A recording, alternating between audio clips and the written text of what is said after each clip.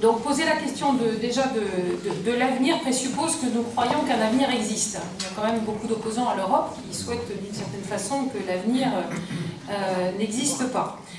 Or, l'avenir de l'Europe est un sujet de débat très très ouvert aujourd'hui dans un contexte où s'opposent des courants nationalistes, centrifuges, tentés par le repli sur soi, et dont le Brexit est une des tristes manifestations, et des visions d'un avenir plus intégré, d'une communauté de destin ambitieuse et assumée, telle qu'exprimée notamment par le président Macron dans son discours de la Sorbonne en septembre 2017.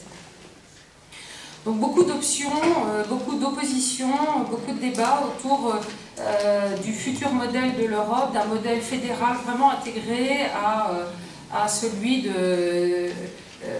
d'une Europe des nations, donc beaucoup plus frileux.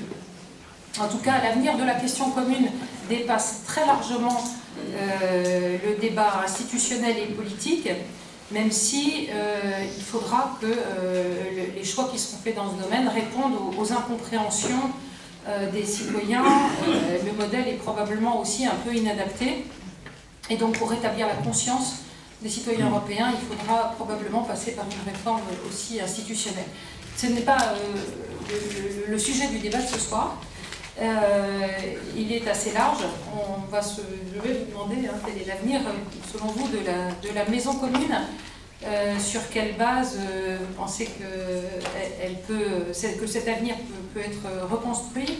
Est-ce que la mémoire de son projet d'origine, bâti sur les cendres du deuxième conflit mondial, est-ce que cette mémoire est vivante? Est-ce qu'il faut la rendre plus vivante? Est-ce que l'appel de Schuman dans sa déclaration de 1958 à nous rappeler les bases chrétiennes de l'Europe par la formation d'un modèle de gouvernance démocratique qui se développera en une communauté des peuples, une communauté de liberté, d'égalité, de solidarité et de paix, a toujours une place dans la réflexion sur l'avenir de la maison commune.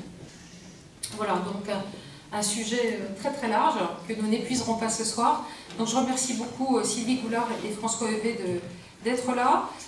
En quelques mots, je pense que vous êtes tous les deux relativement connus, mais je rappelle que bon, Sylvie Goulard, vous m'avez dit pas une bio pas trop détaillée, mais après je vais quand même dire quelques mots. Après des études de droit à Aix-en-Provence, à Sciences Po Paris, à l'ENA, vous avez travaillé au ministère des Affaires étrangères et au Conseil d'État. Vous avez été conseillère politique de Romano Prodi entre 2001 et 2004. Romano Prodi qui était alors président de la Commission européenne. De 2006 à 2010, vous avez présidé le mouvement européen en France. Vous avez été députée européenne de 2009 jusqu'à votre entrée dans le gouvernement d'Édouard Philippe en mai 2017 comme ministre des Armées.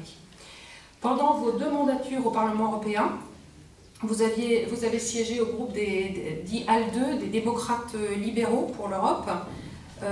Vous avez été membre de la commission parlementaire en charge des questions économiques et monétaires.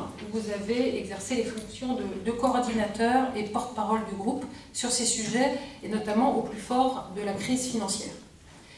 Et élément important aussi, ce soir auquel vous ferez probablement référence, entre 2010 et 2017, vous avez présidé au Parlement l'intergroupe pluraliste de lutte contre la pauvreté, et qui s'emploie à mobiliser les dirigeants européens autour de ce sujet et donner une voix aux plus démunis au Parlement européen.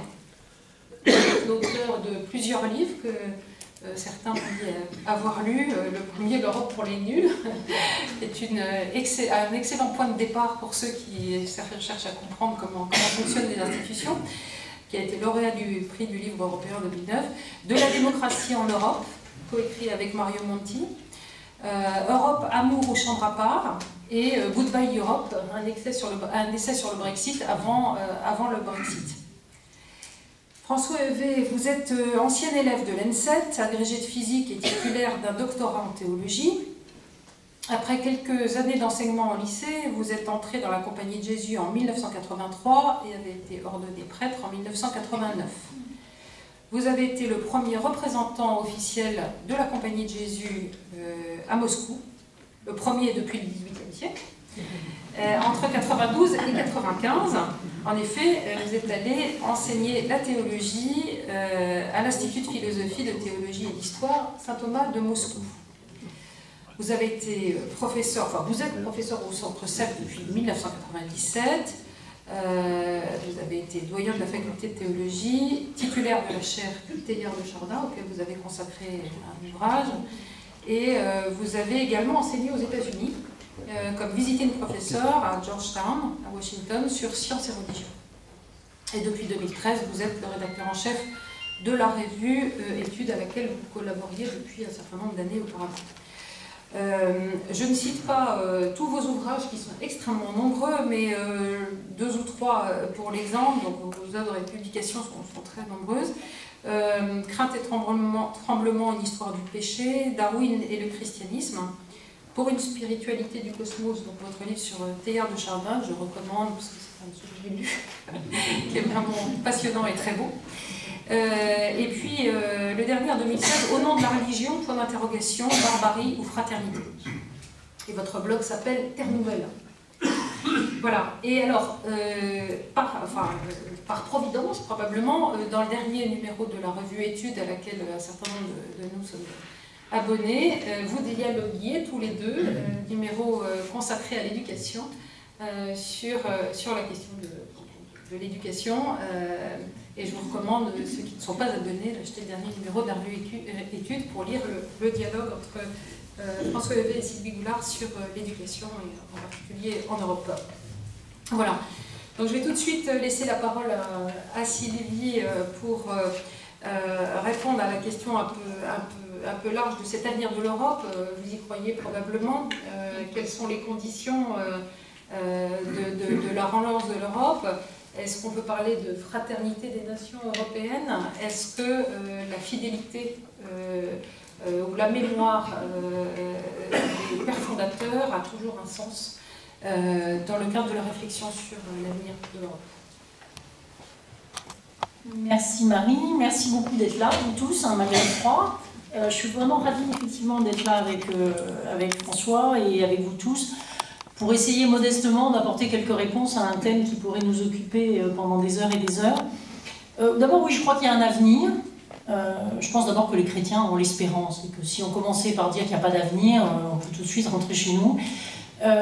Et évidemment, il s'agit de voir en quoi l'avenir peut être modelé de manière à répondre aux défis du temps, qui ne sont pas forcément ceux d'hier ou d'avant-hier, mais je dirais même que pour avoir passé une partie de l'année précédente à me battre résolument contre tous ceux qui voulaient détruire l'Europe, je suis même beaucoup plus optimiste cette année qu'il y a un an.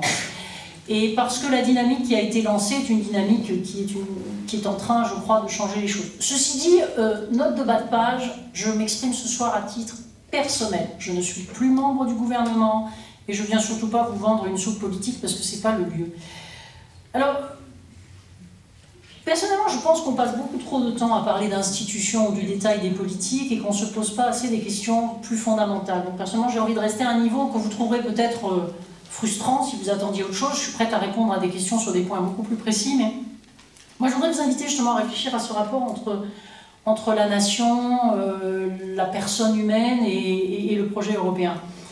Bon, nous appartenons tous à un groupe, à un village, à une tribu, à une nation. Enfin, c'est quelque chose qui est totalement inhérent à l'être humain, qui est d'ailleurs assez sympathique, qui est la garantie de la diversité culturelle et qui fait partie du charme du monde. Là-dessus, il n'y a aucun doute.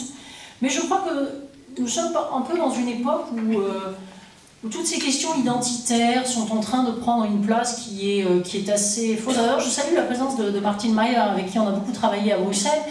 Et je crois que toutes les personnes qui ont été, mais c'est le cas de François, c'est le cas peut-être de certains d'entre vous dans d'autres milieux, dès qu'on est au contact des autres, on se rend compte à quel point nous sommes profondément marqués par l'éducation que nous avons reçue, par la langue dans laquelle nous pensons et nous nous exprimons. Donc cette espèce d'idée que nos nations vont disparaître, que nos cultures vont être ratatinées, tout ça, honnêtement c'est un manque de confiance en soi absolument incroyable. Je ne connais pas quelqu'un qui parle bien une langue étrangère et qui oublie la sienne. Il y a beaucoup de gens qui n'apprennent pas les langues étrangères, mais si c'est la peur d'oublier la sienne, c'est assez rare. Je crois qu'il faut aussi se garder de voir les nations comme une espèce de donnée éternelle, comme quelque chose de figé, qu'il faudrait préserver dans une espèce d'état. On ne sait même pas à quel instant la photo serait prise. parce que nos nations ont évolué, parce qu'elles n'ont pas toujours existé, parce qu'il y a eu des moments dans l'histoire de l'humanité où les êtres humains sont organisés différemment, et que l'avenir, de ce point de vue-là, est complètement ouvert. Donc, à dessein, je désobéis un peu, et j'aime bien désobéir. Moi, je vais vous dire, je ne crois pas du tout que l'Europe doive être organisée sur un mode fraternité des nations. Et je vais essayer de me placer dans une perspective chrétienne en étant très modeste. Moi, je suis chrétien de base, je n'ai pas fait de théologie, je n'ai pas tous les diplômes qu'ont les gens au Centre Sèvres. Mais avec l'éducation que j'ai reçue et la foi que j'ai la chance d'avoir, mais que je ne mets pas en bandoulière non plus, qui est faite de beaucoup de doutes, je pense qu'il y a une dimension spirituelle, il y a une raison historique et il y a une raison qui est liée à l'avenir. Alors la dimension spirituelle, pour ne pas tomber dans le piège national, c'est que, pour moi, mais alors vraiment ça c'est une espèce de chose qui est de l'ordre de l'évidence. Je crois qu'on ne peut pas être chrétien et nationaliste. On ne peut pas. Voilà. Je crois que c'est totalement incompatible. Un des textes que je préfère, c'est l'Épître aux Galates, 3,28. Il n'y a plus ni juif ni grec, il n'y a plus ni esclave ni homme libre, il n'y a plus ni homme ni femme. Bon, ça, il y a un peu de boulot dans l'Église. Car vous êtes tous un en Jésus-Christ. La révolution de la chrétienté, elle est là. Et si on commence à se dire que Jésus est venu pour certains et pas pour d'autres, qu'il commence à regarder les passeports, etc., à mon avis, on a raté quelques épisodes de l'Évangile. Jésus provoque de manière permanente dans l'Évangile, il parle à la Samaritaine, en principe, on ne parle pas aux Samaritains, c'est l'Évangile qui le dit. Il nous fait remarquer que le bon Samaritain a peut-être plus la charité que nous. Il remarque la foi d'un centurion romain, ce qui était quand même, c'est quand même l'occupant. C'était pas franchement les gens qu'on fréquentait volontiers. Donc voilà, l'Église catholique est une et universelle, et le christianisme nous invite à bâtir une société plus juste, et pas à perpétuer des structures, qu'elles soient étatiques, qu'elles soient économiques, qu'elles soient de tout ce qu'on voudra. Et tous ceux qui utilisent la foi pour justifier le découpage du monde en nations, enrôler le christianisme dans des combats locaux, à mon avis, s'approprient un peu l'évangile à leur sauce. Et d'ailleurs, ce qui est assez frappant en ce moment, je trouve que M. Trump nous aide en apportant des preuves par l'absurde. Je ne suis pas heureuse pour les Américains parce que c'est un pays que j'aime profondément et dans lequel je crois que beaucoup de gens sont très mal à l'aise, mais c'est assez intéressant de l'observer. Quand il dit « America first », l'Amérique d'abord, d'abord il fonde sa vision des rapports internationaux sur un principe d'égoïsme. Voilà. Mais alors, en plus, ce qu'on est en train de voir ces jours-ci, c'est qu'il va très loin dans le principe d'égoïsme et qu'il passe assez rapidement de « America first » au dénigrement des autres. Ce qui est une étape qui, à mon avis, est franchie assez vite. Moi, je préfère la phrase de Montesquieu. Je mets mes lunettes pour la lire parce qu'elle est trop belle. C'est un choix d'ordre moral auquel nous sommes tous confrontés, et on y est particulièrement confrontés quand on a des responsabilités publiques. Montesquieu écrivait au XVIIIe siècle « Si je savais quelque chose qui me fût utile et qui fût préjudiciable à ma famille, je la rejetterais de mon esprit. Si je savais quelque chose utile à ma famille et qui ne le fût pas à ma patrie, je chercherais à l'oublier. Et si je savais quelque chose d'utile à ma patrie et préjudiciable à l'Europe, ou bien qui fût utile à l'Europe et préjudiciable au genre humain, je la regarderais comme un crime. » Donc, à la fois, si à mon avis, moralement, on a quand même toujours intérêt à essayer de voir la communauté humaine comme un tout et à peut-être trouver des solutions qui n'opposent pas, mais qui cherchent à satisfaire le mieux possible les uns et les autres. Mais en plus, je vais vous dire, dans des temps d'interdépendance comme ceux que nous vivons aujourd'hui, si vous prenez par exemple le changement climatique, même si vous êtes à la tête de la Chine ou des États-Unis, vous n'y arriverez pas tout seul. C'est la raison pour laquelle j'ose dire haut et fort que les souverainistes nous racontent des contes à dormir debout. Dire aujourd'hui, en 2018, que par des choix nationaux, nous défendrons mieux les intérêts nationaux, c'est assez souvent une pétition de principe et ça ne résiste pas vraiment à l'examen, notamment parce que, j'y reviendrai, l'état du monde fait que nos pays ont une place relative qui décroît. Si vous prenez la question migratoire, qui est quand même l'un des sujets les plus brûlants à l'heure actuelle, et pas simple du tout, pas simple du tout, j'ai pas la solution, c'est pas grave. Mais moi je me souviens d'une discussion avec des Siciliens qui récupèrent les gens dans les bateaux, qui me disaient « c'est joli vos principes que vous fixez dans les capitales, moi je ramasse des gens ». Alors on dit qu'il y a les immigrés légaux, qui sont ceux qui arrivent sur la base du droit d'asile, et puis il y a ceux qui sont illégaux. Je dis, mais moi je les ramasse à moitié nus et mouillés. Je fais comment la différence? Je dis, moi, ou je les prends sur mon bateau ou je les prends pas sur mon bateau. Voilà. Et donc à un moment donné, il faut peut-être, bien entendu, ne pas simplifier ces problèmes-là. Mais je crois qu'il faut que tous les gouvernants, tous les gens qui ont des responsabilités se mettent aussi à la place de ceux qui sont au contact. De même, il y a des gens dans les montagnes en ce moment qui voient passer des migrants fort mal équipés qui ont marché dans la neige, et là c'est pareil, où ils leur ouvrent leur porte ou ils leur ouvrent pas la porte. Et parce que je crois que les États-Unis valent mieux que M. Trump, je vous invite à relire le magnifique poème qui est sur la Statue de la Liberté, et qui a cette phrase que je cite aussi: « Garde, vieux monde, tes fastes d'un autre âge, proclame-t-elle de ses lèvres closes. Donne-moi tes pauvres, tes exténués, tes masses innombrables aspirant à vivre libre, le rebut de tes rivages surpeuplés. Envoie-les-moi, les déshérités, que la tempête me les apporte, je dresse ma lumière au-dessus de la porte d'or. » Fin de citation. Donc voilà, je ne veux pas dire que tout ça est simple, mais je dirais que comme chrétien, spirituellement, dans le doute, au nom des œuvres de miséricorde, d'abord, de donner à manger à ceux qui ont faim et de donner à boire à ceux qui ont soif et d'accueillir les étrangers, au nom aussi de l'impératif de paix et de concorde, je pense que, enfin en mon âme et conscience en tout cas, moi j'ai toujours pensé que les chrétiens devaient pencher du côté de ceux qui sont pour construire quelque chose de plus vaste, et non pas pour refermer toutes les portes, que ce soit les portes de la souveraineté nationale ou les portes de l'accueil. Ensuite, il y a un argument à caractère historique. Ça peut paraître un peu idiot de dire ça, mais l'histoire dément catégoriquement l'idée qu'il y aurait une jolie fraternité des nations. Prenez l'histoire du XXe siècle. La fin du XXe siècle, grâce à l'Europe, a amélioré les choses, mais au départ, il y a un écrivain autrichien qui vient d'avoir un prix en Allemagne très important, qui s'appelle Robert Menas, qui a écrit un très beau roman, qui s'appelle La Capitale, et qui souligne ce que Stefan Zweig a souligné dans ses propres œuvres, c'est-à-dire que vous avez eu des nationalistes dans l'Empire austro-hongrois qui ont voulu faire éclater cet empire en disant en gros, nous serons plus heureux, nous serons plus libres, nous serons mieux lotis que nous n'étions sous la coupe des Autrichiens. On sait comment ça s'est terminé. Robert Menas utilise l'image de la guerre de 30 ans, qui est très parlante pour les Allemands. La guerre de 30 ans, c'est 1914-1944. Et je crois qu'il faut que nous nous souvenions, je le disais dans la préparation de cette... Il faut que nous nous souvenions jusqu'où nous sommes allés en Europe, dans la fraternité des nations. Moi, je suis allée avec ma fille récemment à Verdun, j'emmène tous mes enfants à Verdun. Emmenez les jeunes à l'ossuaire de Douaumont. Regardez le nombre de morts. Les chiffres disent que pour l'année 1894, les jeunes gens qui étaient nés en 1894, en France, il y en a 52% qui sont morts sur les champs de bataille de la Première Guerre mondiale. 52%. Nos pays, nos belles nations, dites civilisées, cultivées, ont envoyé leurs enfants à la boucherie la plus féroce de l'histoire. Et donc tout ça, moi ça m'a beaucoup marqué. Je ne sais pas pourquoi quand j'étais petite fille à la messe, je m'ennuyais, je regardais les noms des morts sur le monument aux morts de l'église d'Aubagne. Et j'étais très frappée parce qu'il y avait 2 bistagnes qui étaient morts le même mois. Et je me demandais toujours si ces 2 bistagnes étaient des frères ou pas. J'avais 5-6 ans, je m'embêtais à la messe. Mais franchement, je m'en souviens encore comme si c'était hier. Et donc je crois que toute cette période de propagande haineuse, dans laquelle il faut relire ce qu'on a écrit sur les Allemands en France et ce que les Allemands ont écrit des Français pendant cette période-là. Moi, je vais vous dire, je ne me crois pas assez forte ou assez maligne pour résister si on lâche les chiens du nationalisme à nouveau. On sait comment ça commence, on ne sait pas comment ça finit. Et comme disait François Mitterrand, le nationalisme, c'est la guerre.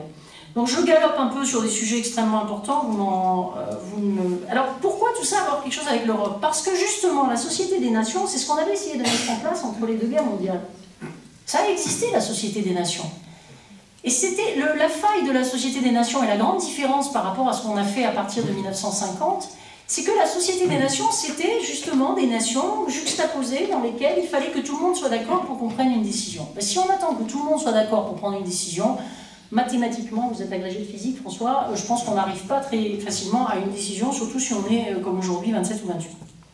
Donc je crois qu'il ne faut pas commettre l'erreur de penser qu'on va garder tous les bénéfices de la paix si on ne se donne pas de mal pour continuer à éduquer nos enfants dans un esprit qui n'est pas un esprit nationaliste.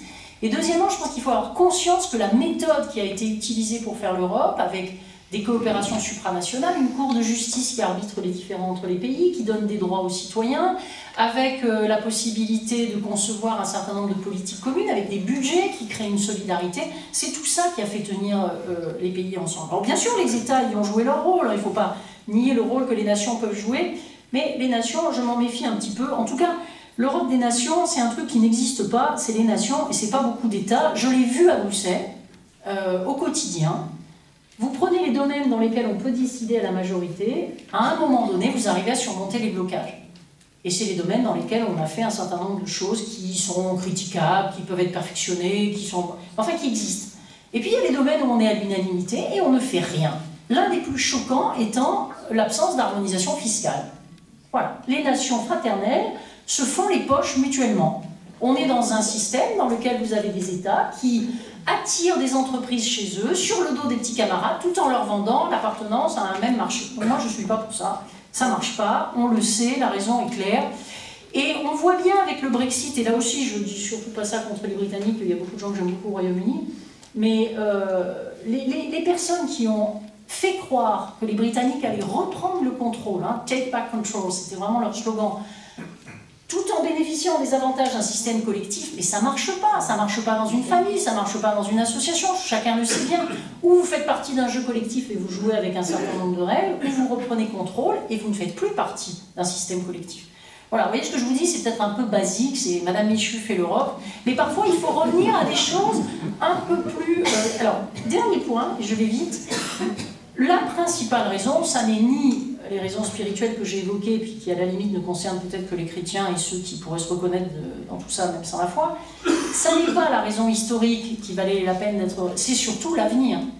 Je crois que nos sociétés ne se rendent pas compte, et c'est un peu la faute d'un certain nombre d'hommes politiques qui se sont bien gardés de l'expliquer, que nous vivons un temps de bouleversement comme l'humanité en a peu connu.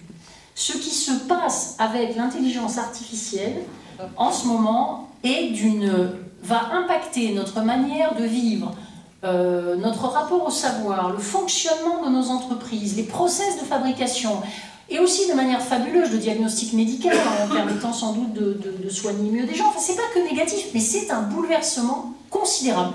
Il y avait un article cette semaine dans le Financial Times, je vous donne cet exemple parce que je l'ai trouvé extrêmement marquant, sur l'intelligence artificielle. Vous savez que pendant la Seconde Guerre mondiale, il y a eu un très beau film d'ailleurs avec Benedict Cumberbatch, dont j'ai oublié le nom.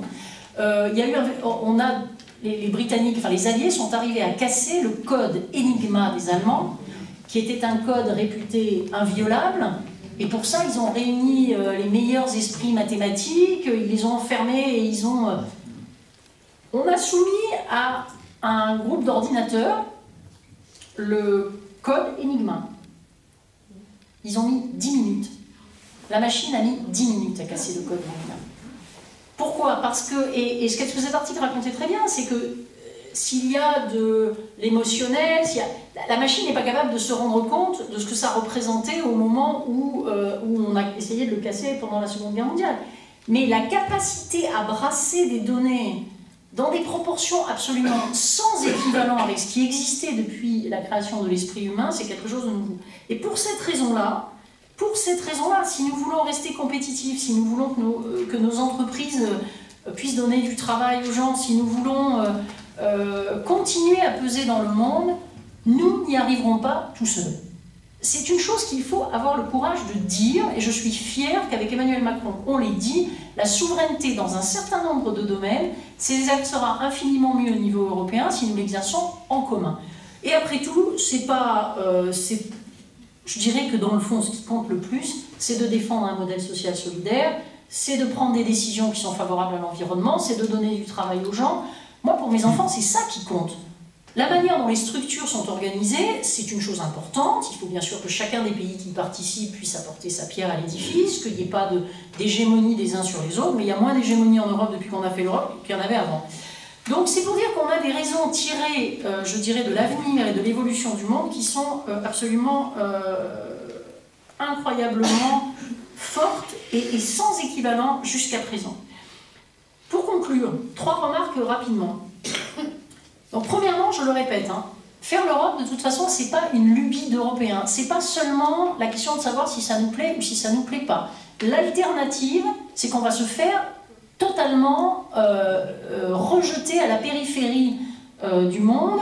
Et si vous regardez des chiffres tout bêtes, par exemple, le G7, qui jusqu'à présent comptait que des pays occidentaux, ne compterait plus aucun pays européen en 2050.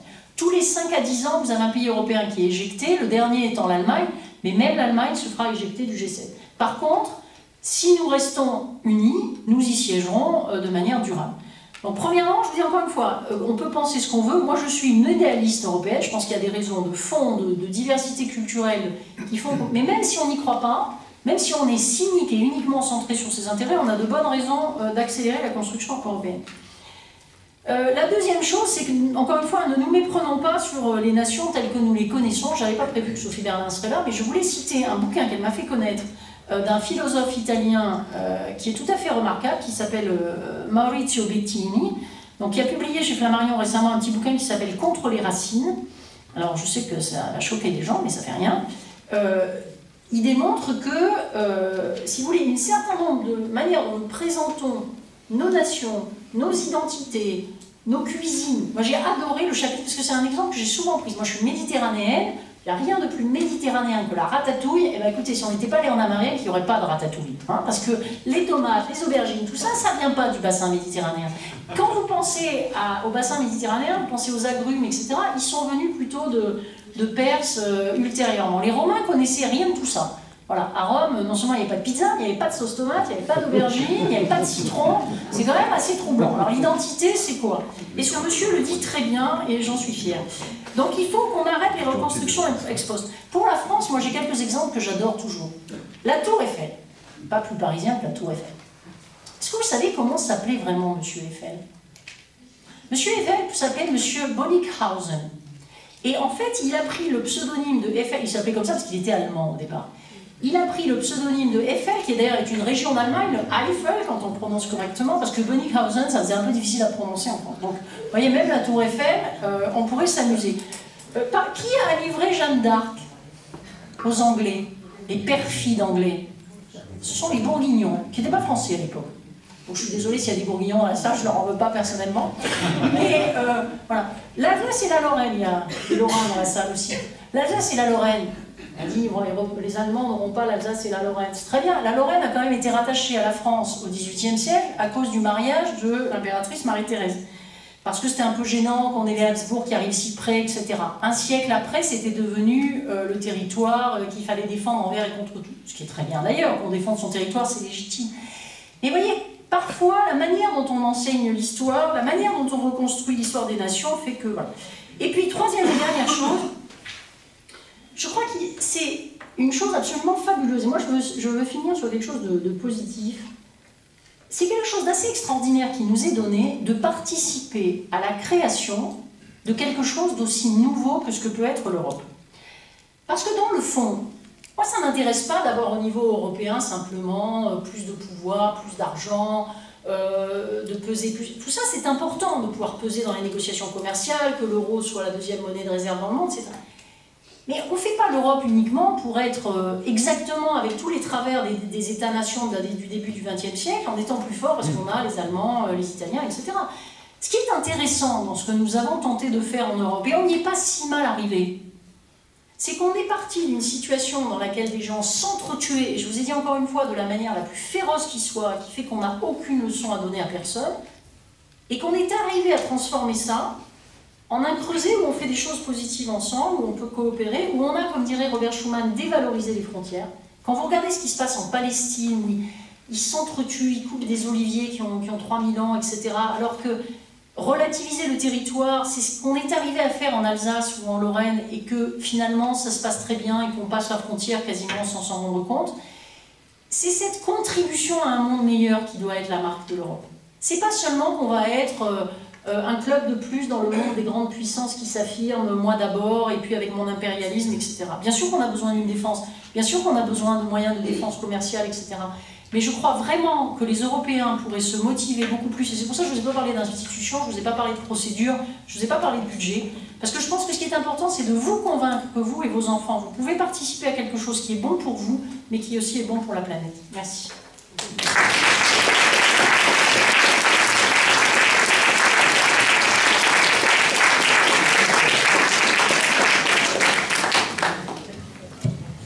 Merci beaucoup. Je vais tout de suite laisser François Heuvet réagir.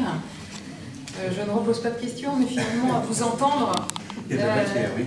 Oui, il y a beaucoup de matière, et à vous entendre, finalement, est-ce que c'est pas la confiance en l'homme non pas comme citoyen, comme animal économique, mais comme personne qui seule peut générer une forme de fraternité d'ailleurs.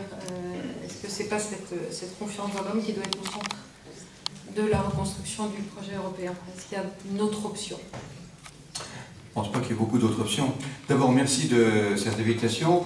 Merci de l'occasion aussi de continuer une conversation avec Sylvie.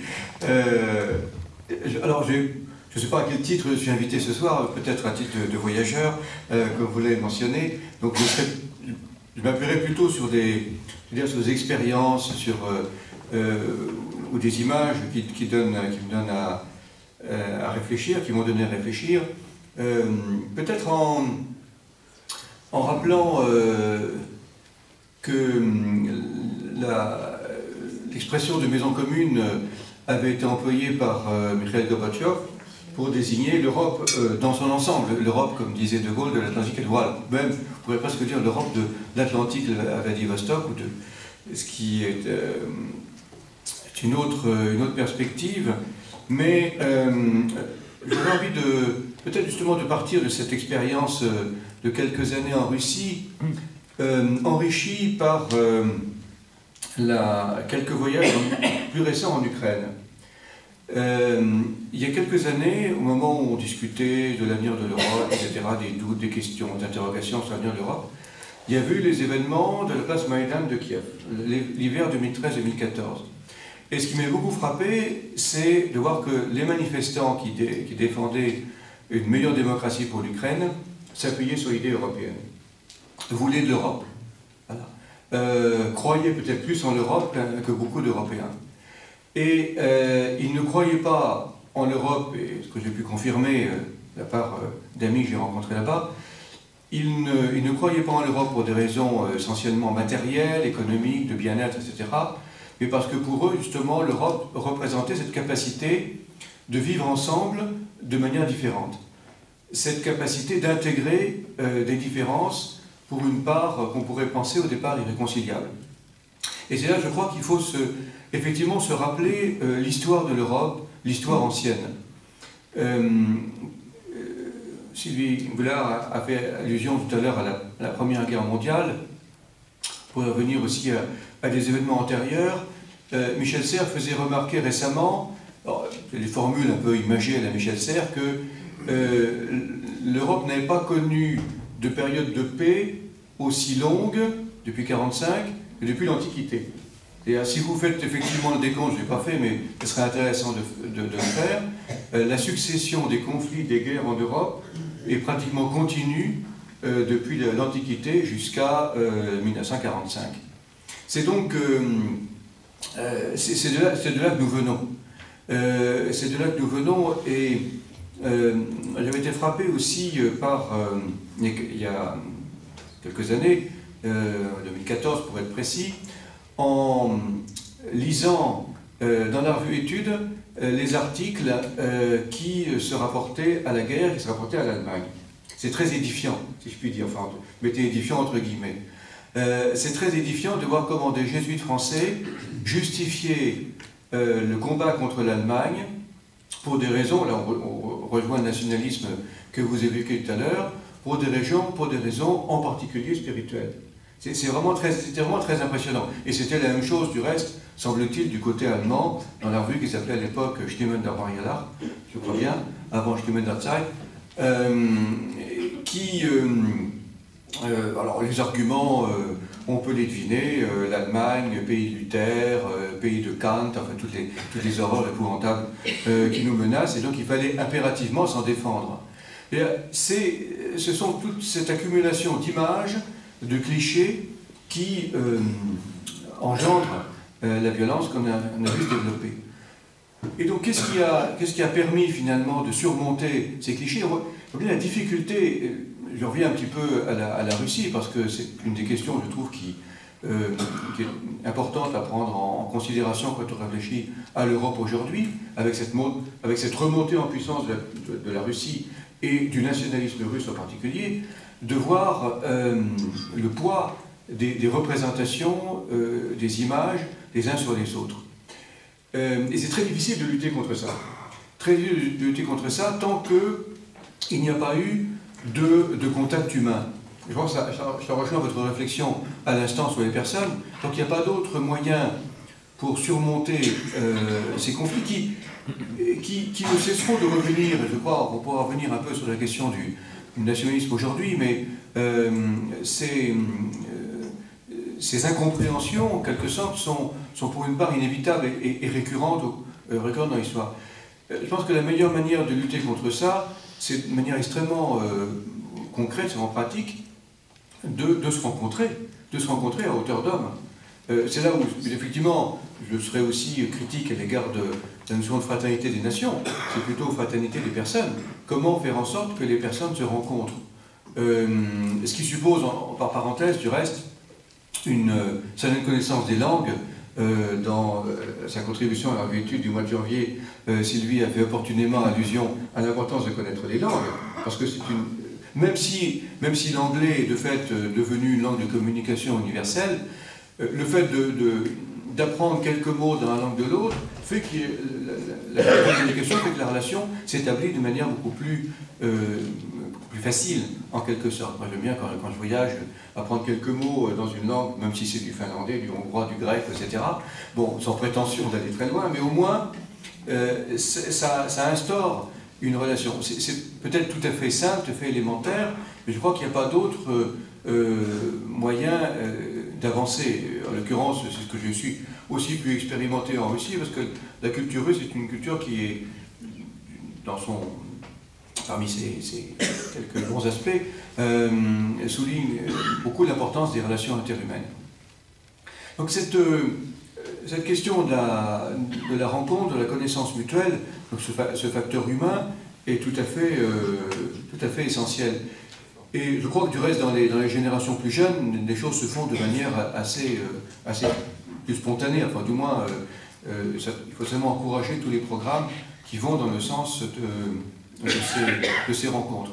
Même si peut-être peut se poser la question aujourd'hui où les voyages intercontinentaux sont devenus plus faciles, c'est vrai que beaucoup de jeunes sont plus attirés à aller à Hong Kong, à New York, voir en Amérique latine qu'aller à Berlin ou à Varsovie. Et puis il y a peut-être cet élément-là qui peut effectivement aller dans un sens un peu différent. Mais donc je crois que nous avons beaucoup d'atouts, et bon, je ne vais pas revenir sur ce point-là, comme Sylvie le disait en commençant, il y a certainement une nouvelle dynamique qui est à l'œuvre aujourd'hui en Europe, dans lequel l'apport chrétien me semble aussi assez évident, tout simplement parce que l'Europe a été faite en partie par l'Église. Alors, ce débat sur les racines chrétiennes de l'Europe est pour une part un peu piégé, mais surtout si on prend en compte que finalement l'Europe s'est faite symboliquement autour des pôles Rome, Athènes et Jérusalem. Donc l'apport est pluriel et je dirais même le christianisme européen, au moins le christianisme occidental, résulte d'une certaine hybridation. C'est important d'avoir ça présent en mémoire, que finalement le christianisme qui contribue à la construction européenne est lui-même issu de l'histoire européenne. Et issu de cette rencontre, peut-être pour une part improbable, entre le monde romain, le monde grec, le monde germanique, le monde scandinave, le monde slave, quand on pense à l'Europe, à la partie orientale. Et cette rencontre, il est certain que si dans le christianisme il y a, comme Sylvie l'a rappelé, ce ni juif ni grec de l'épître aux Galates, eh bien c'est ça qui permet précisément la rencontre, mais en même temps l'Église a aussi profité des apports de ces différentes instances. Donc, et on peut comprendre du reste pourquoi l'histoire de l'Europe est une histoire conflictuelle. Parce qu'il n'y a pas contre peut-être une certaine naïveté qu'on pourrait avoir de penser que la rencontre, j'ai un peu ce sentiment-là, que la rencontre est assez naturellement facile. De fait, la rencontre d'autrui, et on le voit bien avec la question des migrants aujourd'hui, la rencontre d'autrui comporte aussi des grandes difficultés. Elle n'est pas absolument spontanée. Enfin, il va y avoir une hospitalité assez spontanée, comme justement ces Siciliens qui recueillent des naufragés de la Méditerranée, n'empêche que la rencontre de l'étranger est toujours difficile. Donc il y a toujours cette dimension de conflit potentiel. Et pourtant, on peut aller au-delà. Donc je trouve que, peut-être là-dessus pour laisser la place quand même aux questions, c'est intéressant de pouvoir débattre de tout cela, de se rappeler toujours que ces conflits existent, mais qu'on peut aller au-delà. Les difficultés qu'on rencontre aujourd'hui ne sont pas davantage irrémédiables que celles qu'on a pu rencontrer dans le passé. Donc, je pense que là aussi, on peut souligner une dimension d'espérance que la connaissance de l'histoire peut nous aider à apporter. Voilà, je reste là dans ce premier temps. Merci.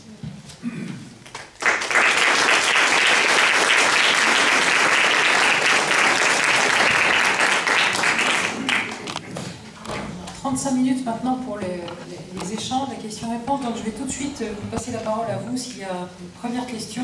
J'en ai quelques-unes au cas où, mais je préfère qu'on profite au maximum, j'imagine, des réactions de la salle. Alors, Madame Boulard, c'est surtout à vous que je vais m'adresser. J'ai trouvé votre exposé intéressant, mais un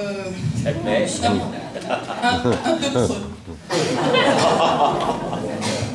Il faut qu'il y ait polémique, hein, sinon il n'y a pas de discussion. Parce que les exemples que vous avez donnés, c'est la frontière, il faut dévaloriser la frontière. Je crois que nous tous dans la salle, on est à peu près d'accord. La ratatouille, deuxième exemple. Bon, d'accord, la ratatouille, mais on ne va pas bien loin avec une ratatouille. Je crois que nous, ce dont on a besoin, moi en tant qu'enseignante en lycée, ce dont j'ai besoin, c'est d'avoir quelqu'un, gouvernement ou pas au gouvernement, qui est là pour rassurer quant à la difficulté que nous avons dans la transmission du savoir. J'ai envie de vous poser, enfin de raconter à l'auditoire une petite anecdote qui m'est arrivée avec une collègue géographe, donc pas historienne comme moi, donc elle a des excuses. Et on discutait islamisme-catholicisme. Elle me dit même combat. Bon, d'accord. Et alors je lui sors un argument massif et je lui dis oui, mais la charia, qu'est-ce que t'en fais? Couper les mains, etc. Elle me dit mais l'Église catholique a eu sa charia au Moyen-Âge. C'était d'une part l'Inquisition, d'autre part les croisades. Et donc il y a en ce moment, plus personne en France ne parle de nationalisme. Donc je pense qu'il faudrait peut-être changer votre thème principal, mais ce dont on a besoin, c'est que l'on nous rassure quant à notre culture et à ce qu'on veut transmettre aux générations suivantes. Et là, je pense que nous, les enseignants, on est très seuls, parce que à force on va dire, de mettre tout sur un même plan, je suis, comme vous l'êtes sûrement, parce que toute femme qui réfléchit l'est, le féminisme par exemple, ou le droit des femmes est combattu, et il faut qu'il y ait une parole forte. Nous sommes, vous avez l'air de ne pas penser... pardon, est-ce qu'on peut juste formuler une question Bon voilà, je l'ai formulée, je pense que Madame Boulard a dû entendre ce que j'avais à dire. Parfait, merci beaucoup. On va prendre 2 ou 3 questions. Alors, il se trouve que j'ai été enseignante aussi pendant plusieurs années en ZEP, pendant 20 ans. Et il y a une chose que je voudrais mettre en avant, c'est, vous avez parlé du fait que quand on apprend une langue étrangère, on n'a pas forcément peur de perdre sa langue maternelle. Maintenant, ce qui est inquiétant, c'est quand des jeunes ont un problème, non pas par rapport aux langues qu'ils peuvent apprendre, mais par rapport aux structures même du langage. Et là, on se trouve démuni quand un jeune ne se construit pas dans le langage. Et alors je voudrais mettre en avant les travaux que font tous les enseignants, et notamment une proposition qui s'est faite dans les lycées, mais qui est dans les collèges et qui devrait être davantage encouragée, parce qu'elle nécessite en soi peu de moyens et qu'elle est vraiment fait beaucoup de bien aux jeunes. C'est tout simplement le théâtre qui permet l'incarnation de la parole dans le corps. Et je ne vais pas aller plus loin, je vous renvoie à un magnifique article de Metin Arditi dans La Croix, et qu'on trouve facilement sur Internet, Voilà, c'est ce que j'avais apporté en contrepoids. Quelle est la question, pardon? Non, c'est juste en contrepoids sur ces difficultés. D'accord. Non, c'est pas du tout une critique de ce qui a été dit. C'est par rapport, c'est pour donner aussi une inquiétude et aussi une proposition par rapport à ce problème de comment ce travail sur la diversité et ce travail aussi sur il faut accepter encourager la double culture, mais ça passe aussi par une incarnation et la maîtrise du langage. Et la maîtrise du langage, avant même celle de la langue. Merci beaucoup. Ouais. Henri. Madame le ministre, on a bien compris de votre intervention que si on voulait continuer à avancer, on n'y arriverait pas tout seul, évidemment. Je voulais vous demander si vous pensiez que les accords allemands du gouvernement allemand de la nuit dernière pouvaient, selon vous, être de nature à renforcer, favoriser, bien sûr, cet axe franco-allemand, mais aussi donner une impulsion un peu plus grande, un peu plus forte, un peu plus partagée pour l'Europe aujourd'hui. Merci. On va prendre la question d'Henri, puis après on attendra une deuxième salle peut-être. Oui, je voulais d'abord remercier Madame Boulard pour cette remarquable attitude qu'elle nous partage à travers son analyse. Ma question porte sur les liens, je trouve qu'il y a un sujet de préoccupation en Europe, c'est la question des liens avec l'Europe orientale, les pays de l'Est, etc. On sent qu'il se passe des choses à la fois de leur côté et des choses aussi, des conséquences dans la manière dont nous pouvons réagir par rapport à eux. Comment ça peut s'expliquer, mais surtout comment est-ce qu'on peut travailler à construire des liens pour avancer ensemble, parce que nous avons à avancer ensemble. Merci beaucoup. Bon, un peu la question du nationalisme, les jeunes, la structure du langage, pour construire ses propres racines avant de dialoguer avec d'autres, l'axe franco-allemand, et puis donc le lien dialogue Europe occidentale, Europe orientale. Alors, je vais essayer de répondre rapidement, même si chaque question mériterait. Alors d'abord la première question, madame, vous pouvez raconter, vous pouvez considérer ce que j'ai dit creux, il n'y a aucun problème. Moi j'aime bien discuter, ça ne me gêne pas du tout. Je ne partage quand même pas, vous avez dit plus personne ne parle de nationalisme.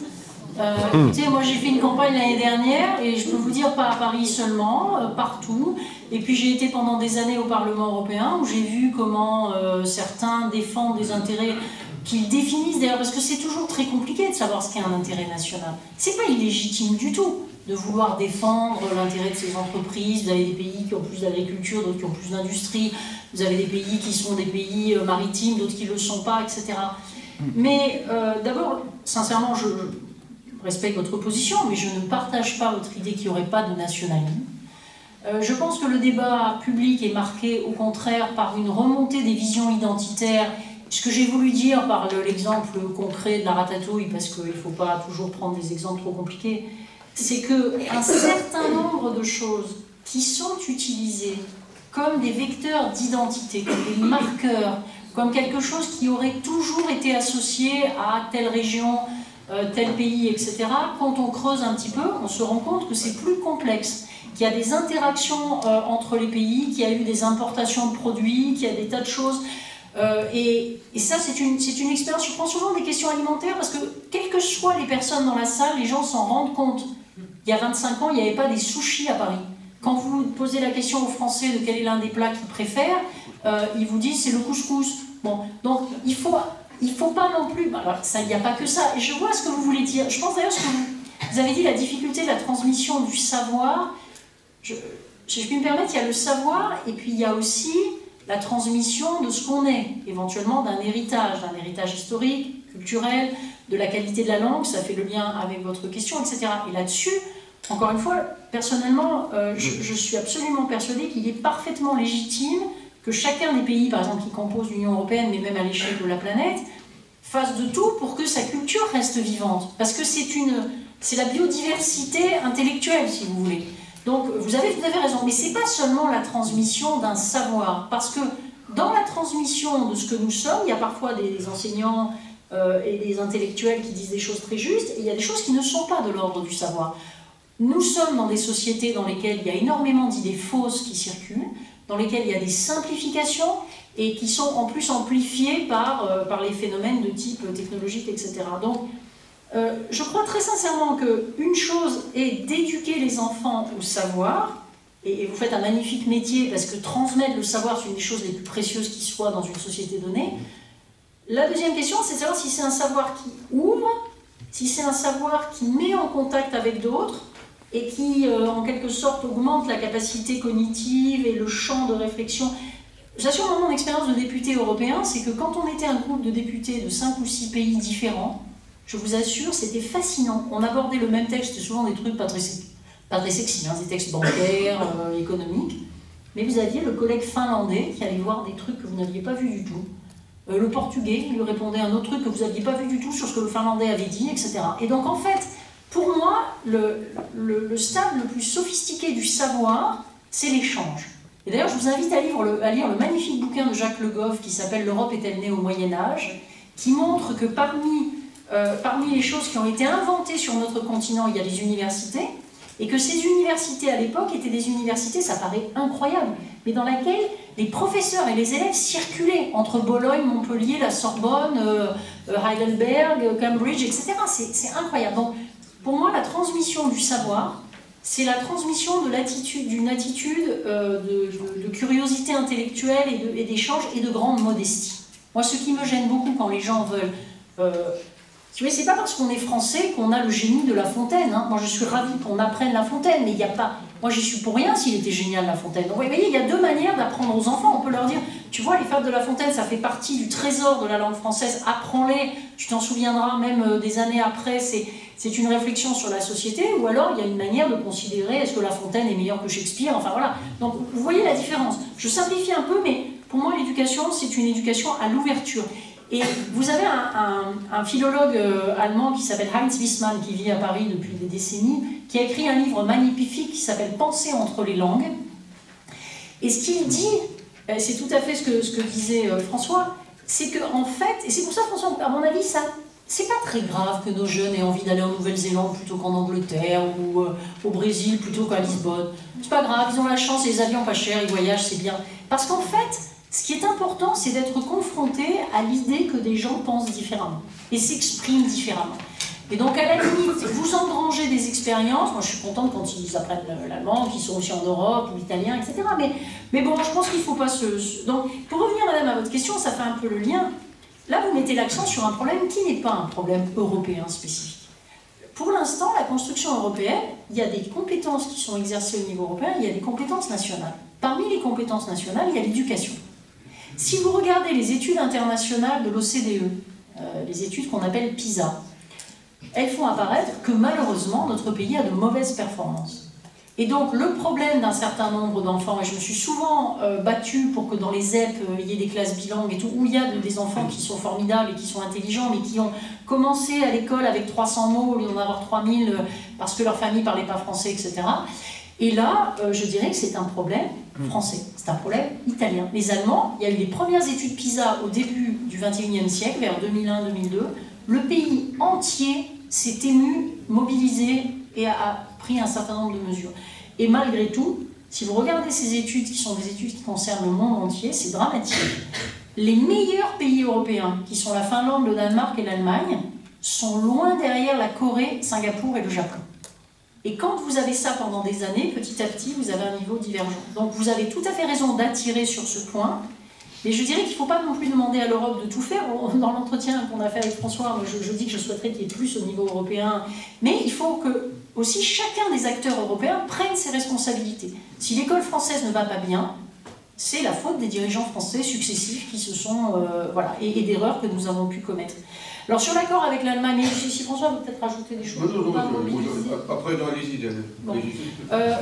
L'accord d'hier soir entre donc l'accord qui a été conclu entre la CDU-CSU, le parti de Mme Merkel et son allié bavarois, et les sociodémocrates, va évidemment dans le bon sens parce que nous souhaitons que l'Allemagne ait un gouvernement stable, que c'est un gouvernement qui aurait une majorité de 53-54% au Parlement qui devrait permettre de gouverner.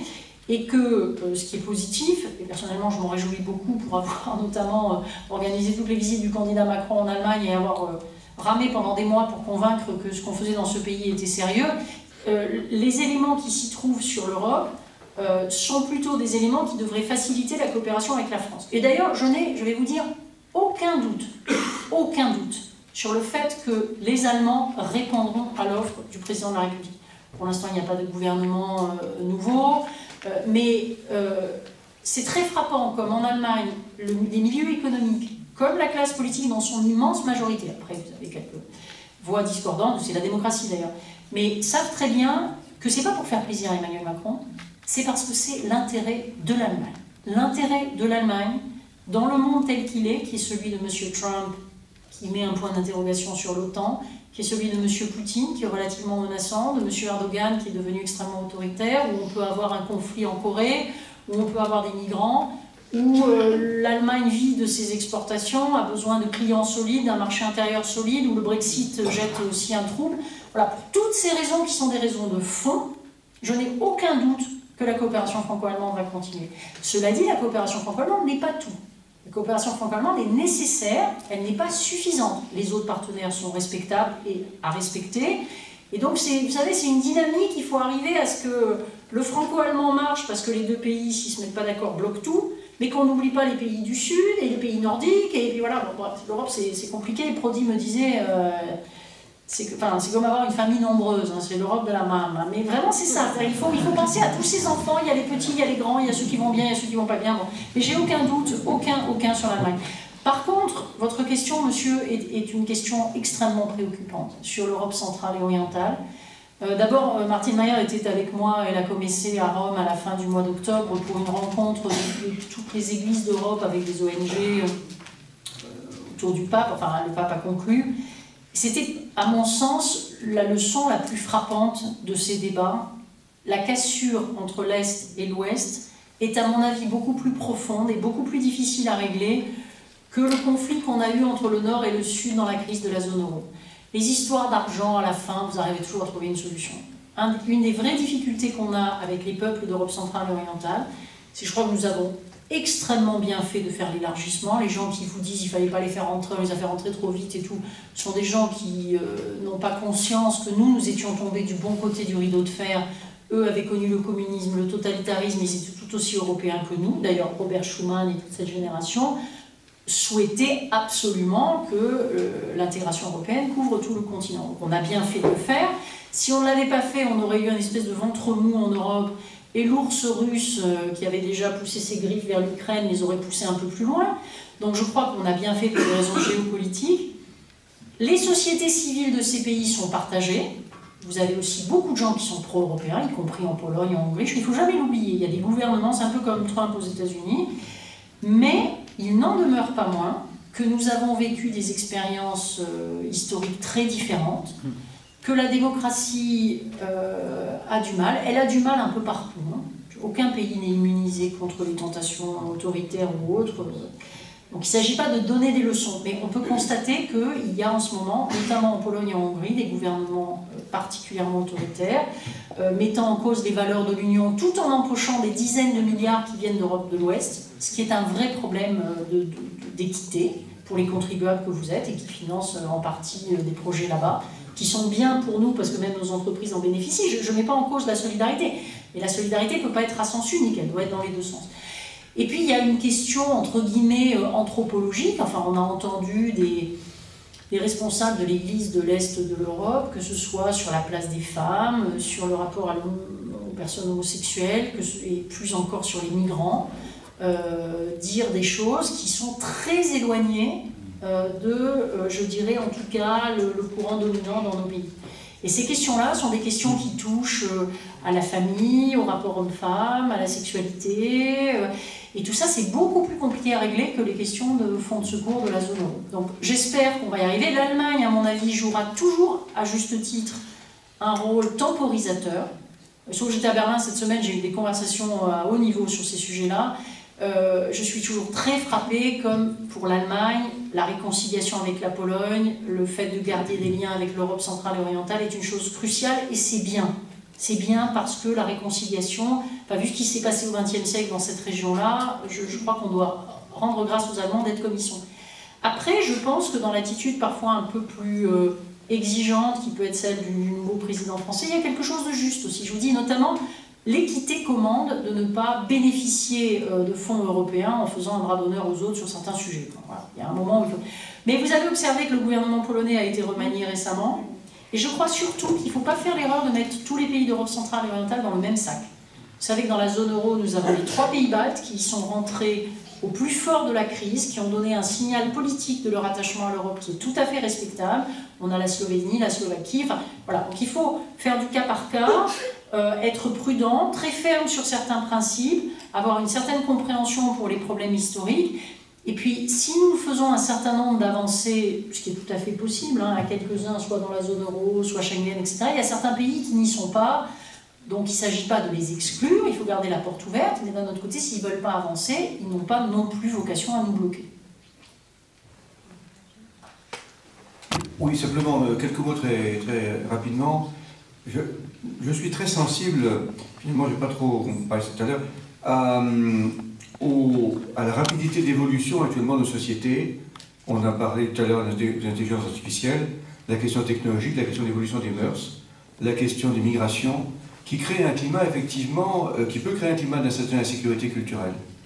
Et comment prendre ça en compte, comment prendre en compte ces craintes sans se laisser obnubiler par elles.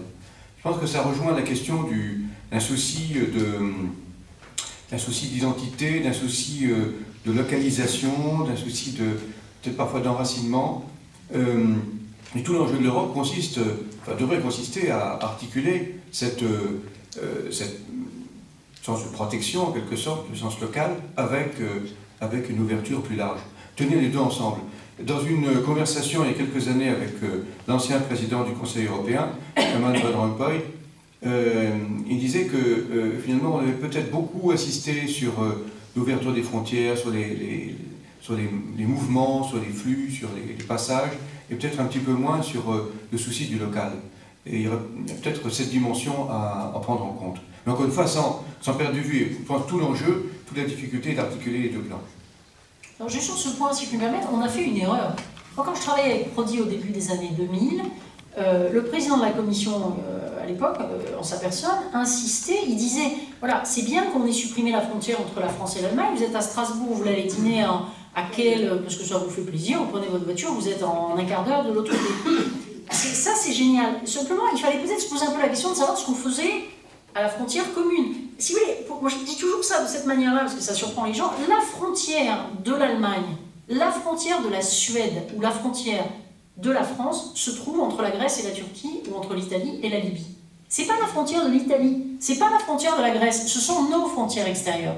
Et là, c'est une forme de nationalisme et de pusillanimité des gens qui nous ont gouvernés les uns ou les autres. Enfin, je ne jette pas la pierre à quelqu'un en particulier, mais on a été un peu cinglés de supprimer les frontières entre nous et de pas du tout se demander ce qui allait se passer autour.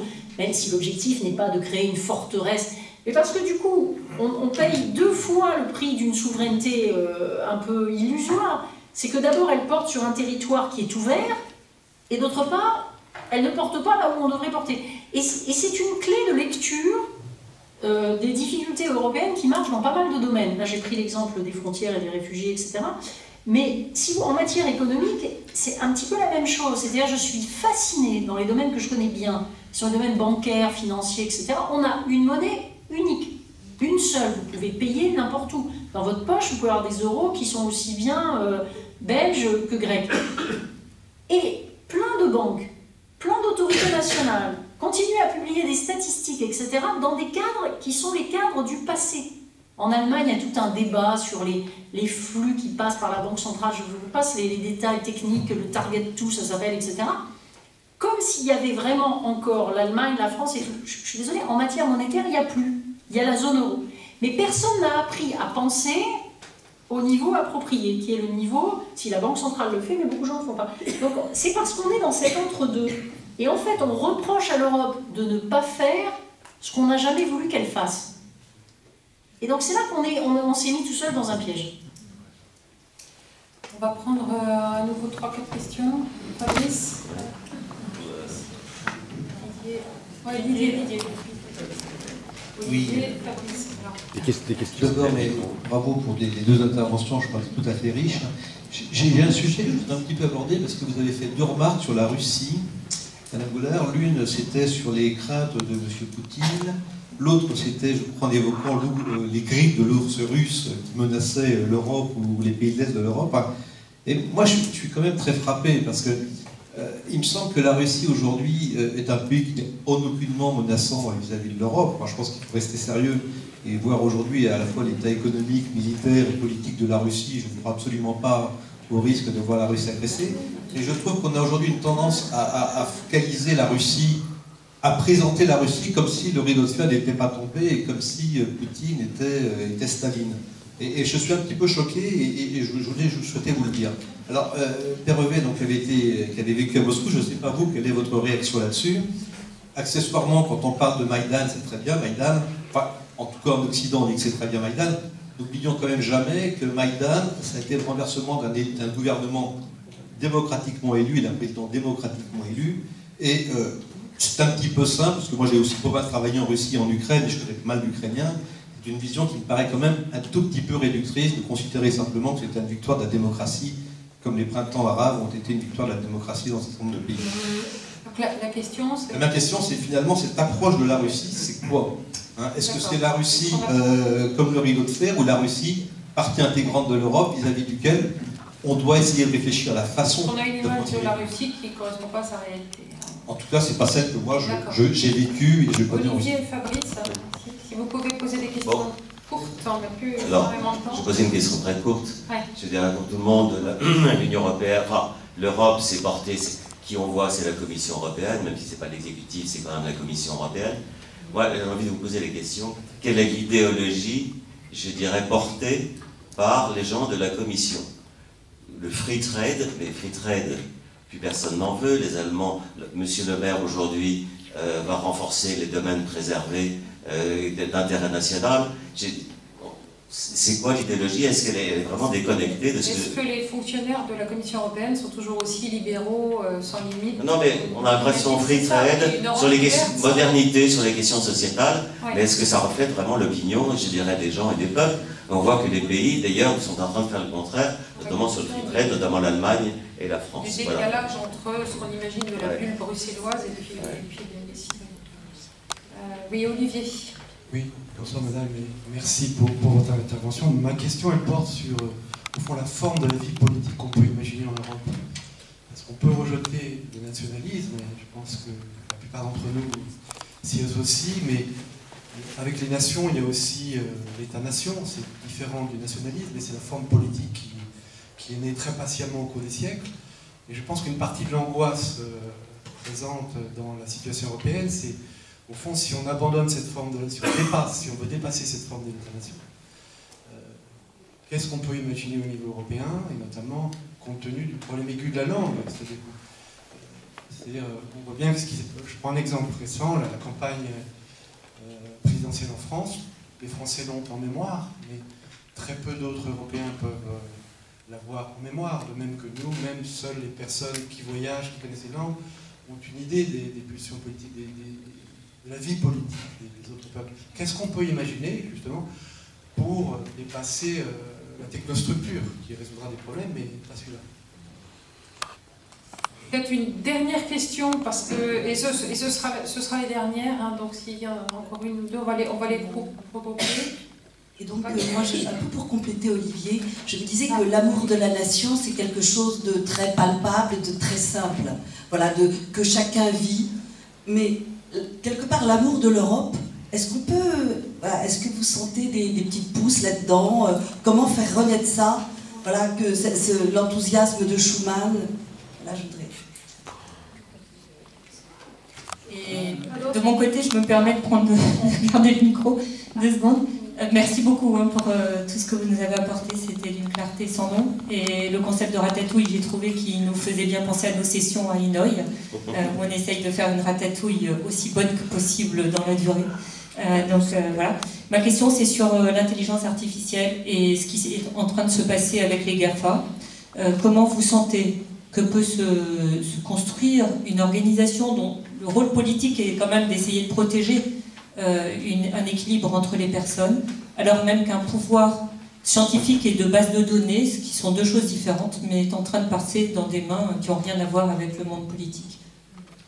Alors j'ajoute une dernière question, qui sera la question conclusive à toutes les deux. Est-ce que vous pensez qu'en tant que chrétien, on doit se sentir en charge d'une responsabilité particulière dans l'avenir de l'Europe? Réponse non.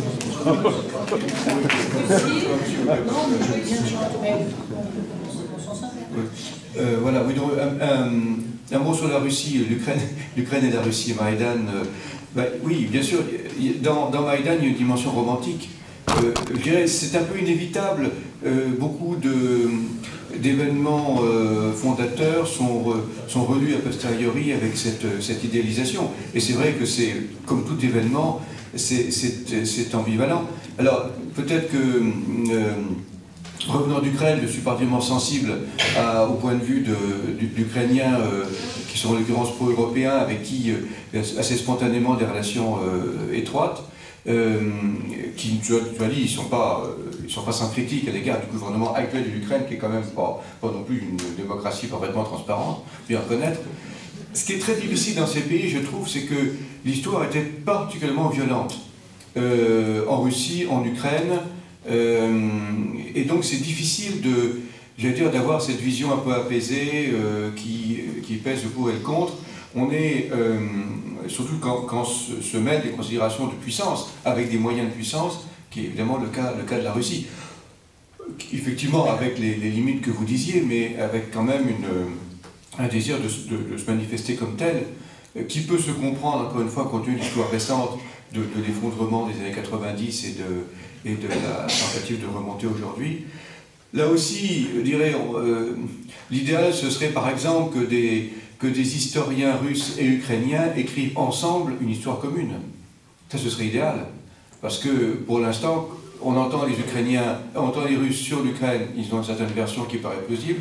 On entend les Ukrainiens sur les Russes, ils ont une autre version qui paraît tout autant plausible. Ce qui me rappelait mon première expérience en Israël. J'entends des Israéliens juifs me parler des Palestiniens, ça paraît tout à fait cohérent. J'entends les Palestiniens me parler de ce qu'ils subissent, ça paraît tout à fait cohérent, et c'est deux versions contradictoires. Qui a raison, qui a tort, enfin il y a probablement... Mais voilà, comment faire en sorte que des gens se rencontrent et puissent construire ensemble quelque chose qu'on a réussi du reste à faire en Europe occidentale. Mais en tout cas, je n'ai pas, j'allais dire, de jugement à porter globalement sur la Russie ou sur l'Ukraine. Je m'en garderai bien, bon, je peux avoir mes sentiments qui sont évidemment liés aux dernières rencontres que j'ai eues, mais qui ça répond aussi un peu à la question en tant que chrétien, c'est finalement tenter de proposer des lieux de rencontre, de débat, d'explication, sachant qu'il y aura toujours inévitablement une confrontation peut-être un peu dure, mais enfin au terme de laquelle on peut espérer que un commun puisse se construire. Mais là-dessus, je ne peux pas en dire beaucoup plus. Non, moi j'avoue que d'un côté, il est clair que la Russie fait partie de la sphère culturelle européenne et c'est un pays qui a un potentiel absolument énorme et avec qui on pourrait vraiment imaginer des relations plus fécondes que celles qu'on a en ce moment. Là où je ne vous suis pas, c'est quand vous laissez entendre que la Russie n'est pas menaçante. D'abord, premièrement, le seul cas de violation des frontières issues de la Seconde Guerre mondiale, c'est ce qui s'est passé en Crimée.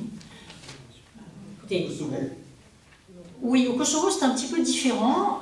Il y a eu un phénomène local. Mais encore une fois, on peut déplacer. Ce que dit de toute façon, même l'évocation d'une turpitude des uns ne justifie pas la turpitude des autres. Parce que si demain matin, on disait l'Allemagne envahit l'Alsace, ça vous gênerait même s'il y avait eu le Kosovo. Quoi. Donc, on a un phénomène dans lequel, si on s'en tient à une lecture du droit international, autant on peut imaginer qu'une partie de territoire fasse sécession pour être rattachée à un autre, mais selon des procédures qui ne sont pas tout à fait ce qui s'est passé.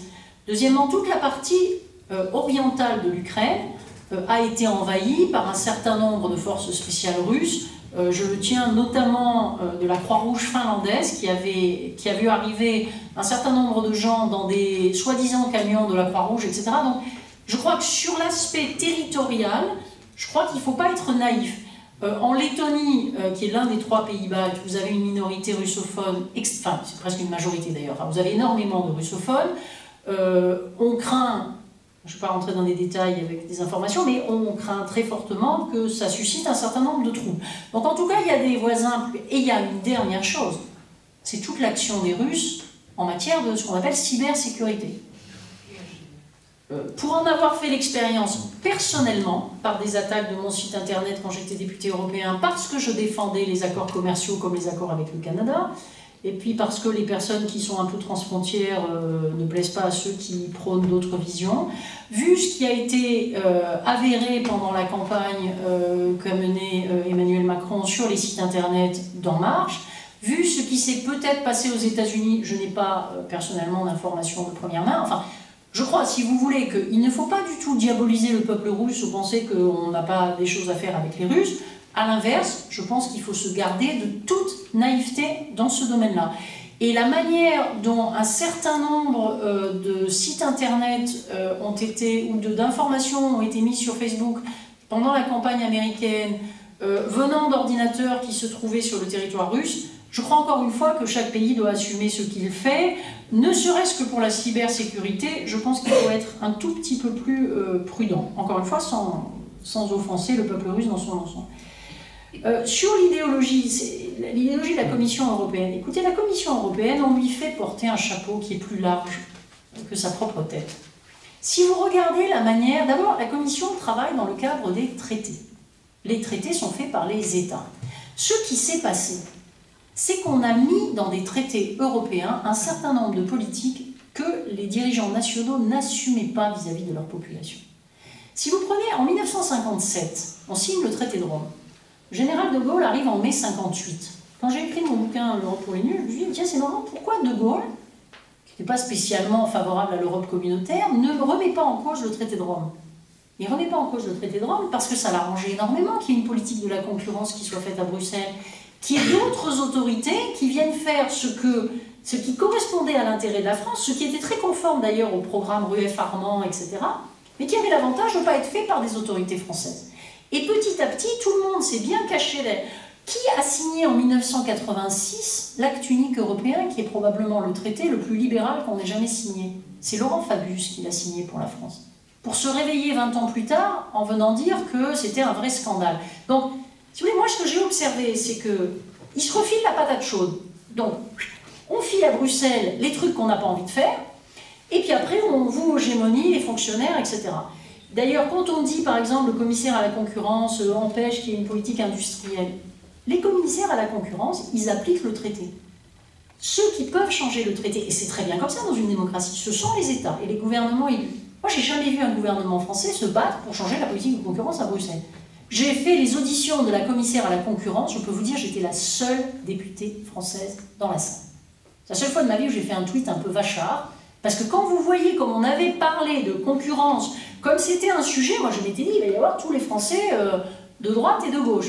Ah non, quand il s'agit de bosser, il y en a, ils disparaissent, c'est mieux qu'Harry Potter pour les faire disparaître. Donc, franchement, je veux dire, il y a effectivement des choix que vous pouvez qualifier d'idéologiques qui ont été faits.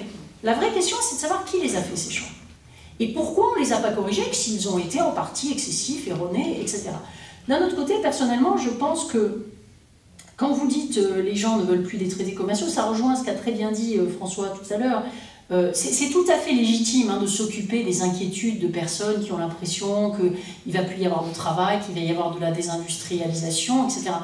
Mais vous pouvez m'expliquer pourquoi des pays qui font partie de l'Union européenne, comme les pays nordiques ou l'Allemagne, qui subissent entre guillemets les mêmes traités, pourquoi ils ont des excédents commerciaux considérables et nous on n'en a plus?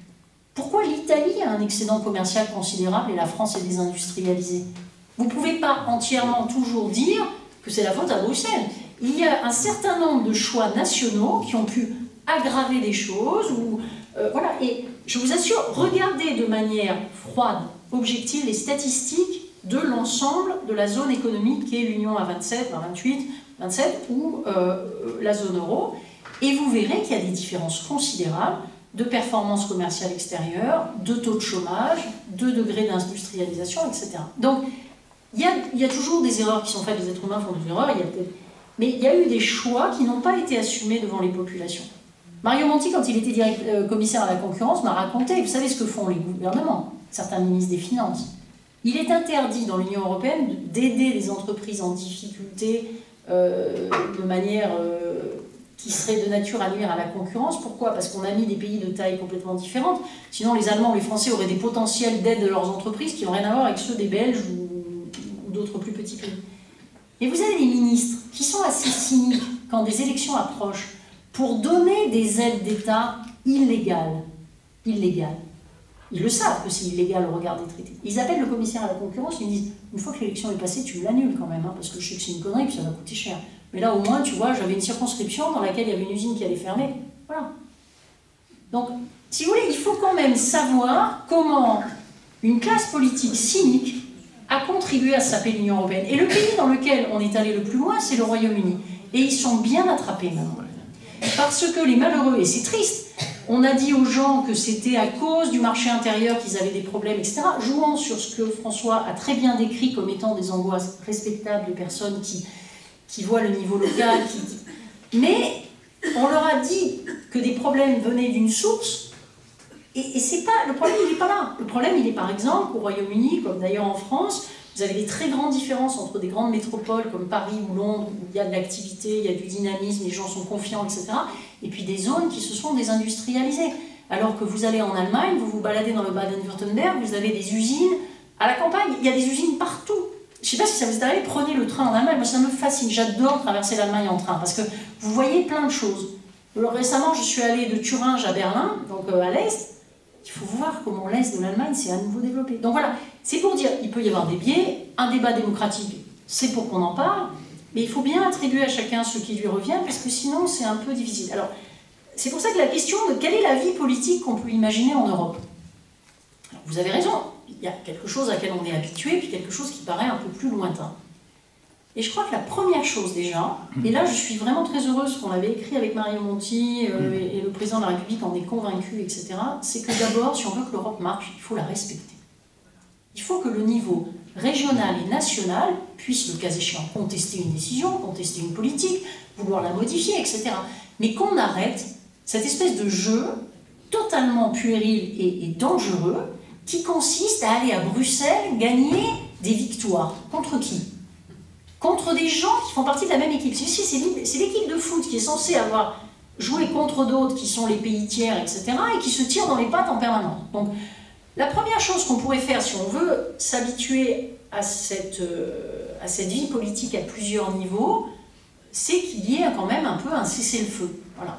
Qu'on s'attaque sur le fond, mais pas sur le principe. Quand on dit la Commission européenne n'a pas pris la bonne décision, d'accord. Quand on dit la Commission européenne n'a pas à décider, alors qu'en vertu des traités, des pouvoirs lui ont été conférés, ça ne peut pas marcher. La deuxième chose, et là vous avez raison, c'est pour ça qu'il faut qu'on insiste sur l'éducation des jeunes, sur l'apprentissage des langues, et moi je suis très rassurée par les nouvelles générations, et même par les questions qu'on a eues ce soir. Vous avez dit les gens ne sont pas au courant de ce qui se passe, mais vous croyez qu'autrefois on aurait parlé le lendemain de l'accord de coalition qu'il y avait en Allemagne? C'est pas vrai. Moi, quand j'étais enfant à Marseille et que j'apprenais l'allemand, au mieux je pouvais aller acheter la Frankfurter Allgemeine Zeitung à la gare, et j'avais celle de la veille. Moi, mes enfants, ils sont en permanence sur Internet, ils me regardaient un truc, je dis, mais tu parles pas espagnol? Il me fait, non, mais ça fait rien, je peux écouter quand même et tout. Bon, regardez les jeunes, par les séries, par les machins, Dieu merci, il y a les séries qui apprennent mieux l'anglais à nos enfants que les profs de langue. Et donc, ils sont en permanence en train. Donc, vous avez raison, il y a un problème d'incarnation, il y a un problème de se familiariser. Par ailleurs, ça fait le lien avec la personne qui a posé la question sur les GAFA, l'intelligence artificielle, etc. Qui a tenu tête jusqu'à présent aux GAFA? Quelle est la principale décision qui a abouti à faire cracher 13 milliards d'euros à Apple? C'est Margrethe Vestager, commissaire à la concurrence européenne, qui a qualifié les aides que les Irlandais ont données à la société Apple pour qu'elle s'installe en Irlande et qui ont privé les Irlandais de 13 milliards, ce qui pour l'Irlande, qui est un pays qui a un petit budget, est une somme absolument énorme. C'est parce qu'on a eu une commissaire qui a été extrêmement courageuse sur ce sujet-là. De même que sur les histoires de données personnelles, qui a créé le droit à l'oubli sur Facebook? C'est un étudiant autrichien qui faisait ses études en Irlande et qui a exigé que Facebook retire des trucs. Facebook n'a pas voulu, les a traînés devant la Cour de justice de l'Union européenne. Et pourquoi? C'est pas parce qu'au niveau européen on est plus malin ou autre, c'est que simplement quand les décisions sont prises par une entité qui représente 500 millions, le premier marché solvable de la planète, etc. Vous êtes Apple, vous hésitez un peu. Alors pour l'instant, ils n'ont pas payé, mais ils ont fait un recours devant la Cour de justice. Il faut dire que l'Irlande a refusé de leur demander l'argent, ce qui est quand même une manière d'aider Madame Vestager formidable. Donc, et d'ailleurs, les contribuables irlandais ne sont pas tous entièrement ravis. Donc voilà, si on joue de cet effet de taille par rapport aux Américains, par rapport aux Chinois demain ou d'autres, ou n'importe qui, on a beaucoup plus de chances d'arriver à quelque chose. Et donc ça ramène quand même à votre question sur qu'est-ce qui fera que la vie politique au niveau européen intéressera les gens? Elle intéressera les gens s'il y a des personnes identifiées prenant des décisions qui ont un effet. Voilà, il faut... Vous savez, la démocratie, c'est pas compliqué. C'est je vote pour quelqu'un, il fait quelque chose, je juge si c'est bon, si c'est pas bon, je le vire. Enfin, en gros, c'est ça quand même. Hein, c'est pas... Et donc, on a un problème si on n'a pas cette chaîne de responsabilité, de visibilité. Prenez Mario Draghi, le président de la Banque Centrale Européenne. La plupart des gens savent que la Banque Centrale Européenne a joué un rôle considérable dans le sauvetage de l'euro, même si les gens ne savent pas ce qu'est le quantitative easing, etc. Mais pourquoi? Parce que Mario Draghi, en matière monétaire, il est le seul à décider. Et je peux vous dire qu'on pourra participer à un certain nombre de réunions avec lui au niveau mondial. Il est le gouverneur de la Banque Centrale de la zone euro. Aucun des gouverneurs, même pas de la Banque Centrale Allemande, etc., aujourd'hui, n'aurait le même poids dans le monde. Et en fait, ça ramène à ce que j'ai essayé de dire dans mon exposé, mais peut-être trop rapidement, c'est que soit les Européens s'organisent pour peser, et donc ils décident avec des procédures, après on peut discuter tant qu'on veut, mais en gros, il y a un moyen de surmonter les blocages, et il y a une personne, qu'en plus on a la chance de choisir dans un vivier de 500 millions, donc on est plus malin collectivement que dans des petits groupes, et donc on peut trouver des très très bons. Je vous ai cité Marianne Vestager et Mario Draghi, qui sont deux personnalités totalement exceptionnelles, chacun dans leur domaine. Ils ne sont pas français, mais moi, je dirais que dans la mesure où ils ont été choisis selon des procédures normales et qui remplissent les critères et qui font le job, je préfère ça et que ça ait du poids aux États-Unis ou en Chine, plutôt que d'avoir quelqu'un qui sera plus familier, plus proche, mais dont la voix ne portera pas du tout. Voilà, donc... Quand vous disiez, qu'est-ce qui peut rendre l'amour de la nation? Moi, je pense qu'il ne faut pas opposer. On peut être... moi, je suis provençale. Je suis née à Marseille. Quand je suis à Paris, vous savez, pour les Marseillais, Paris, c'est pas proche. Hein. Pas proche, pas palpable. C'est pas... les gens à Marseille, les Parisiens, ils n'aiment même pas beaucoup. Bon. Donc, je combine, j'essaie de combiner, je dirais, ce côté rebelle local avec l'appartenance à la nation française. Et il y a des choses qui me plaisent aussi en France. Donc on fait ça déjà entre notre région d'origine et notre pays. On peut très bien imaginer quelque chose à trois niveaux où on est. Je sais que par exemple Enrico Letta, qui est l'ancien Premier ministre italien qui est à Sciences Po maintenant, il dit toujours je suis toscan, et même il dit je suis pisan, parce que surtout il n'est pas florentin. En plus c'est Renzi qui l'a viré qui était florentin, ce qui était une histoire du Moyen-Âge quasiment. Et donc Enrico dit toujours moi je suis pisan, florentin, enfin toscan, je suis italien et je suis européen. Et en Allemagne ça arrive très très souvent.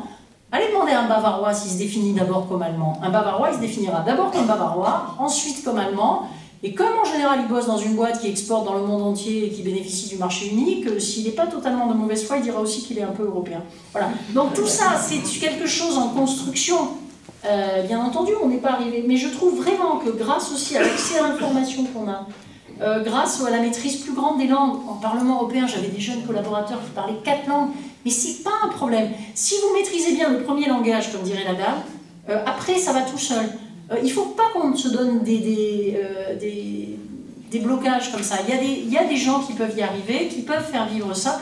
Et je crois que les élections européennes de 2019, le test, ça sera de savoir si on arrive à en faire vraiment des élections européennes dans lesquelles on discute de tout ça. Je suis un peu peinée qu'aucun de vous, n'ayant parlé ni de démocratie ni rien, n'ait simplement souligné qu'il avait le pouvoir de voter pour élire le seul parlement supranational du monde, le seul endroit où on a essayé de construire de la démocratie avec tout ce que ça peut avoir comme faiblesse, hein, mais au quotidien, ça se passe pas si mal, et bon, que mes successeurs fassent mieux.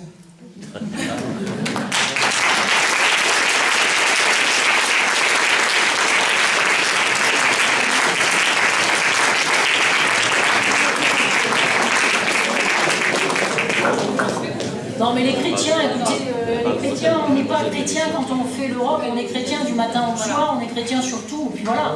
Et on n'a pas non plus à le porter en bandoulière tout le temps, parce qu'il y a des gens qui ne sont pas chrétiens en Europe. L'Europe a besoin de dialogue et d'espérance, donc voilà, tout est dans tout. Merci beaucoup. Merci beaucoup à toutes les deux.